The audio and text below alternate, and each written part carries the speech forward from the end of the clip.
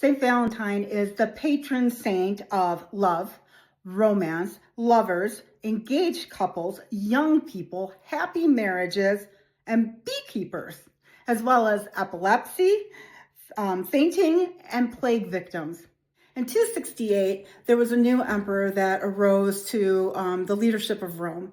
His name was Claudius II. Now, Claudius made some really difficult laws. He outlawed marriage for all Christians, increased the persecution of Christians. And St. Valentine, who was a priest and a physician, he moved to Rome from a small town outside of the modern-day city, Tierney. So he starts evangelizing on the streets and in the squares and anywhere he can about Jesus Christ as being the true God, which puts him in direct conflict with Emperor Claudius II, who at the time was the head of the imperial cult and considered a lesser god himself in the cult. So here is St. Valentine on the streets and in the squares and anywhere that he can, telling everybody that the pagan cult is wrong and that Claudius is not a god. There's only one true God. He also, because he was a priest, had Christians coming to him and asking to be married. So he started marrying these Christian couples. And then more and more Christian couples came to him. And then word got out. And some of the young couples that weren't Christian came to him and said, we're not allowed to get married either, and we really want to get married. And in direct violation of the law that the emperor just had imposed, started marrying Romans that weren't Christian, as well as Christian couples. He believed that he was there to do a ministry for God and that the laws were unfair. So he did what he needed to do, and he was arrested for it.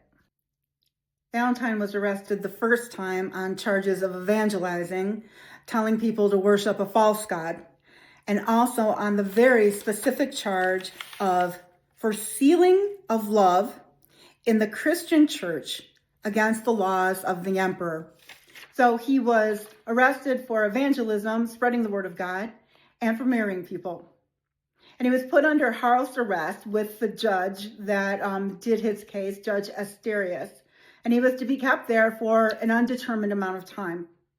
But while he was there, him and Asterius would spend long hours talking. During one of these discussions, Asterius said, "Hey, my daughter was born blind. If your God really is that strong, that powerful, then cure my daughter. You cure my daughter, and I will give you whatever you want." And one day he was in deep prayer with God. And Asterius' daughter, who was a young girl at the time, came out into the garden where he was. And God told him to heal her. So he put his hands on her head, and her sight was restored. So after he saw that his daughter's sight had been restored, Asterius went to Valentine and said, "I promised you anything. What do you want from me?" And Valentine said, "I want you to be baptized. I want you to become a Christian." And Asterius believed so deeply at that time that he not only was baptized, but he had his entire family and all of his servants baptized too. So after he was baptized and his entire family was baptized, Asterius let Valentine go. He released him from imprisonment. And Valentine did exactly what you expect. He went out and he started evangelizing. He started taking care of the people that were being persecuted, visiting them in the prisons, visiting their families, and marrying anybody that came to him and said, "We want to be married." So he was arrested a second time. And this time Claudius didn't want to give him a shot at changing the mind of his jailer. So Claudius had him brought to his compound. When Valentine got there, he did the same thing he did with Asterius. He was interesting to talk to. And then finally, one day after he'd been there for a long time, he told Claudius, "I'd really like you to be baptized. I'd really like you to renounce the imperial cult and be baptized." Claudius, unlike Asterius, didn't think it was a good idea. So he said, "Instead of accepting the Christian faith, I'm going to have you arrested. And if you renounce the Christian faith, then I'll let you live. But if you don't renounce the Christian faith, then I'm going to torture you until you do renounce. And if you don't renounce, then I'm going to kill you. He was taken out into an arena, and he was first beaten with clubs.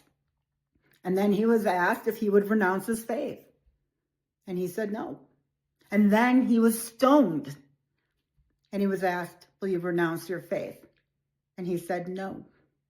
And they said, if you don't renounce, we're going to behead you in front of this entire crowd. And he didn't. And so he died a priest of Jesus Christ on February 14th, 269.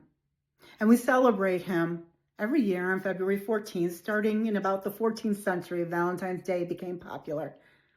It's a time to celebrate love, because Valentine fought so bravely to bring the love of God to the world and to unite people that wanted to be married under God's covenant of love and marriage.